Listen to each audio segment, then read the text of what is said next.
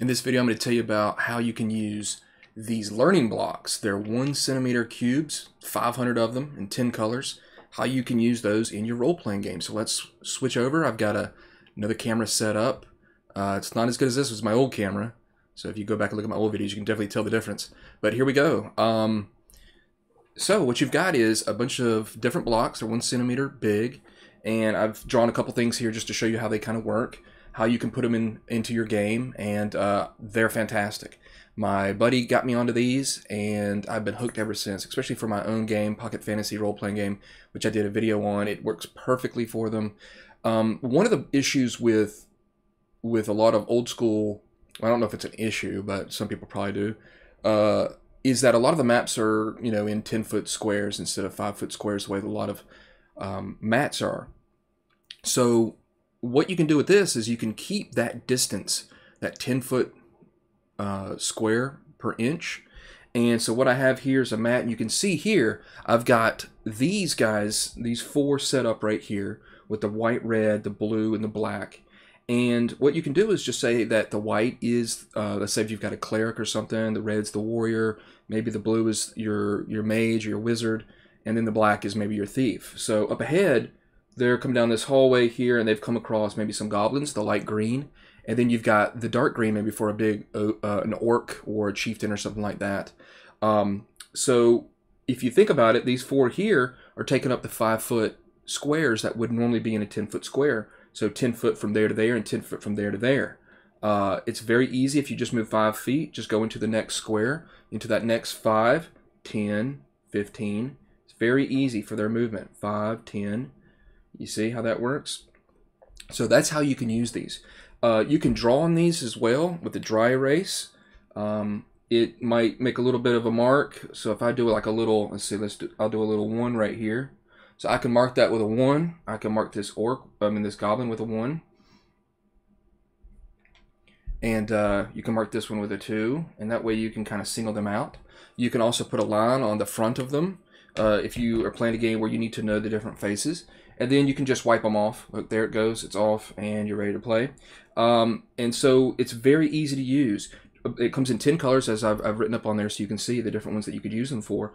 The yellow, maybe you're using the yellow for sconces. You could use the red for who knows what, maybe a barrier or something like that. You can create different things, obviously, with them if you need to. Like I'll do it right here. If you need to block out a passageway, maybe this area here, take these reds out of here. Maybe this is a barrier of some sort. You can make it so that maybe there's a gym or something in the middle of this area. There's anything you can think of if you want to do stuff on a smaller scale. And that's what I really like about it, obviously with my own game, Pocket Fantasy, is that you can do it however you want. And you get 500 of them. I mean, it's a lot of them. You can see I've put a lot into a pouch, but I've still got tons more of these. So another way that I use them is these great geomorphs here. And I'll have the link ups where you can pick these up as well, and they're just fantastic. The guy who makes them a normal size, like a normal 1-inch size, but then he makes this smaller size.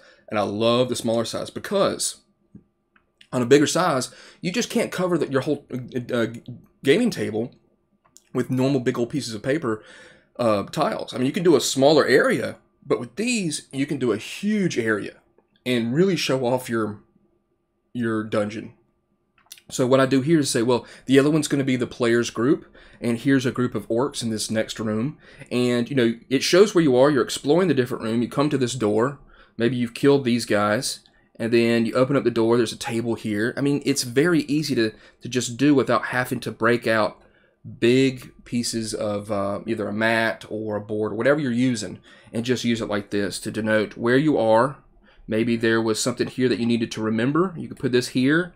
Let you remember that maybe there was something that you guys couldn't, maybe it was a secret door or something, a door they couldn't unlock or whatever. So the choices are endless with these, and I absolutely love them. Once I got turned on to them by my buddy, I've been using them a whole bunch. So there it is, just a little video, and shows you all the things, and I'm certain you could do much more things with them. You could always have a flying character be stacked up on top of one to show that they're flying. Just sitting here off the top of my head, just trying to think of different things that you could do with them. You could, if you need to do spell, like a cone for a spell or any type of measurement that you have to do for a spell effect, you can use these for them. So you get a ton of them. It's not very expensive, and it's well worth the pickup. So there we go again. I hope that's been beneficial for you. Take a look into these. You'll see how useful they are, and all the creative ways that you'll be able to put them into your game. So there you go. There's another video.